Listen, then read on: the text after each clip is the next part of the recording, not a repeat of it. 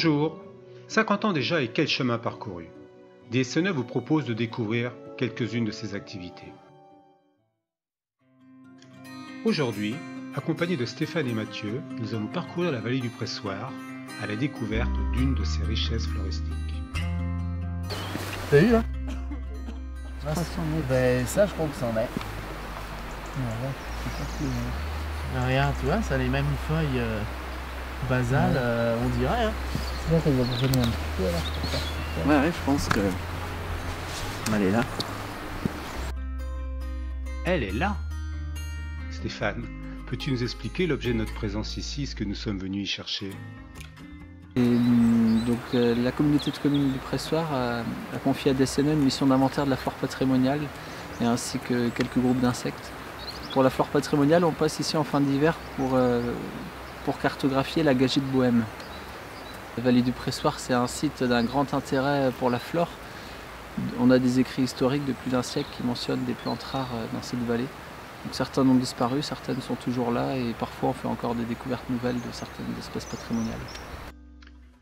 La gageie de Bohême se pare de ses plus belles couleurs dès les premières douceurs de février.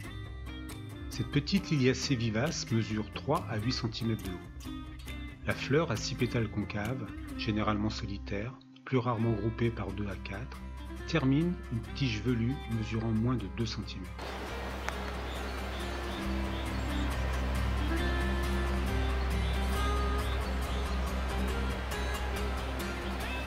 Cette espèce, protégée sur l'ensemble du territoire français métropolitain, s'observe sur les rochers et coteaux siliceux, mais aussi sur les granites de l'ensemble leucogranitique de Thouars. Elle semble aimer les pelouses rases et rocailleuses.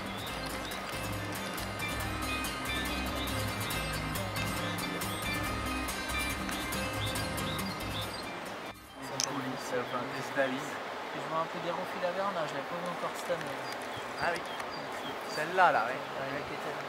Eh oui. Qui porte bien son nom. Et Thèse Dalila, c'est vrai. La drape printanière qui est une des premières qui fleurit au printemps. Un peu partout, autant sur les friches que dans ces lieux.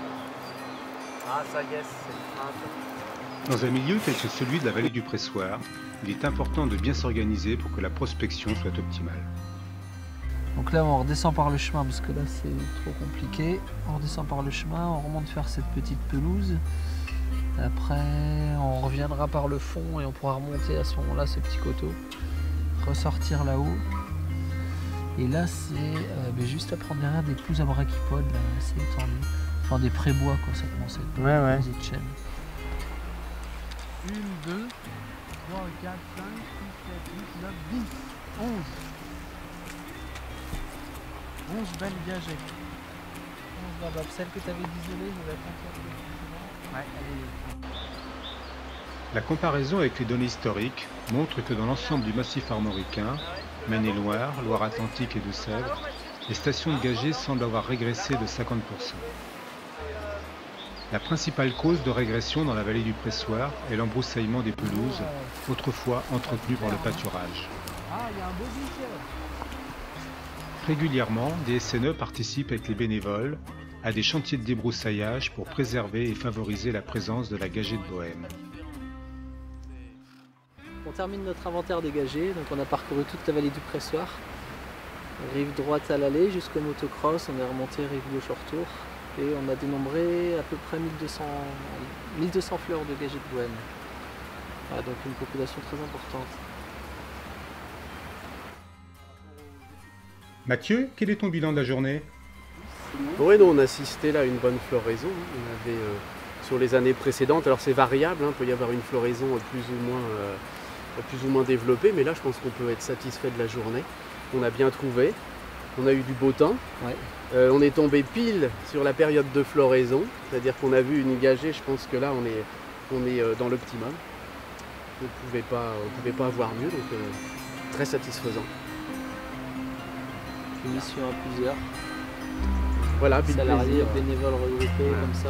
Le plaisir de partager la journée à plusieurs. C'est un plaisir partagé en tout cas, ça le concerne.